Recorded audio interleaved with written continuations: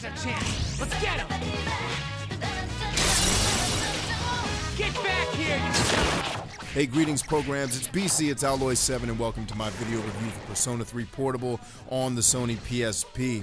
Now, I was very surprised by how much I enjoyed my time with Persona 3 Portable.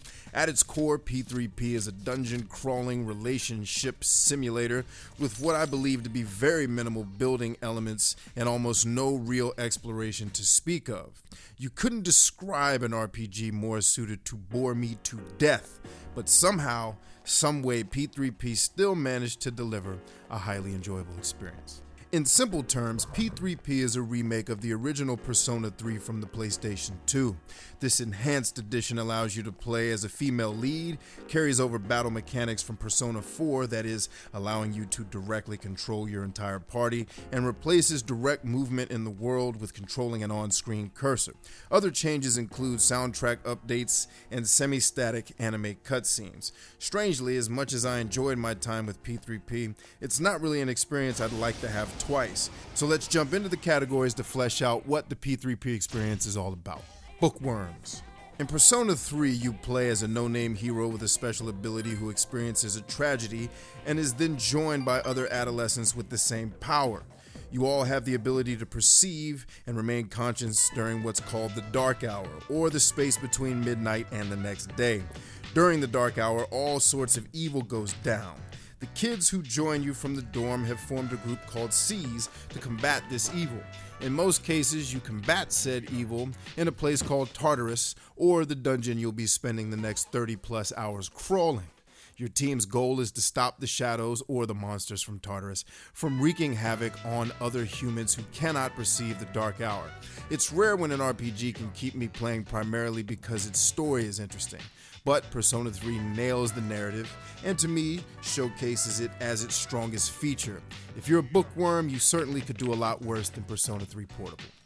Action junkies and strategists. Combat is P3P's other strong suit. Thanks to the developers incorporating some of the better aspects of Persona 4's combat, battles are quick, intuitive, and offer solid opportunities for you to get creative with tactics.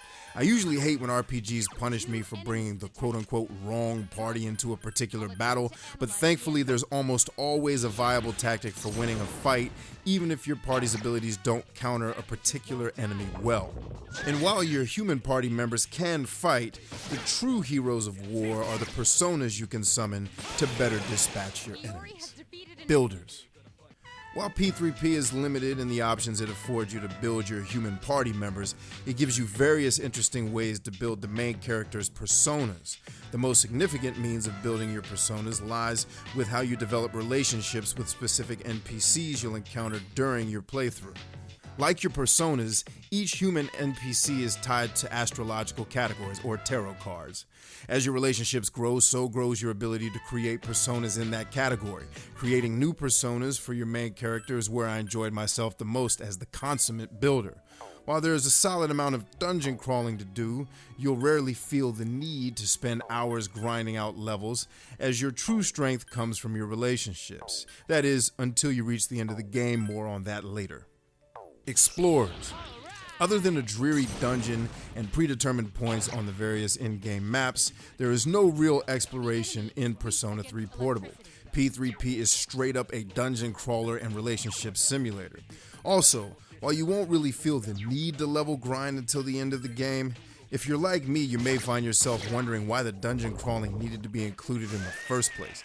The social simulation mixed with the predetermined boss fight situations would have been more than adequate to satisfy my playstyle preferences. And maybe I felt this way because so much of the game felt scripted. P3P is broken down into bite-sized days where you can only choose to do so many actions in the world before the next day dawns. And while a good deal of the scripted narrative is very well done, I couldn't help but constantly feel the game's leash at my neck. Alright guys, let's talk about the verdict. In the end, I have to say I agree with most of the praise I've heard about Persona 3. Looking back, I'm still surprised that a game employing so many elements that I typically hate in role-playing games still managed to keep me playing and enjoying for most of the 50+ hours I spent with it. Now, I have to give a slight spoiler warning here, guys. I think what I'm getting ready to say you're probably going to see coming while you're playing the game, but if you're really, really sensitive, any type of spoiler stuff. You may want to plug your ears here for the next 15 seconds, but I have to share this because those of you who are gamers like me are going to want to hear this. So it was really disappointing to discover that Persona 3 employed the old and tired method of trying to make you think the game is ending and then saying, psych, here's 5 more hours of dungeon crawling to do before you get to the real final boss.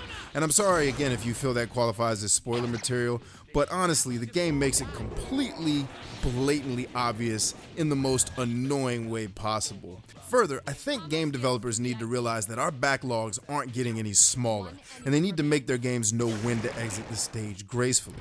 This part of P3P made the game wear out its welcome quite a bit.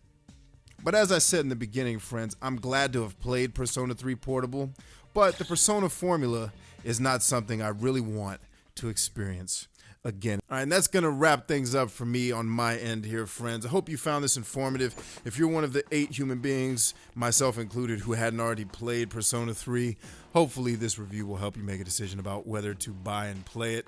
Whether you play the PlayStation 2 version, you play it on your PS3 through PSN, or you play the portable version, I would very comfortably recommend any of them if you're a big RPG fan.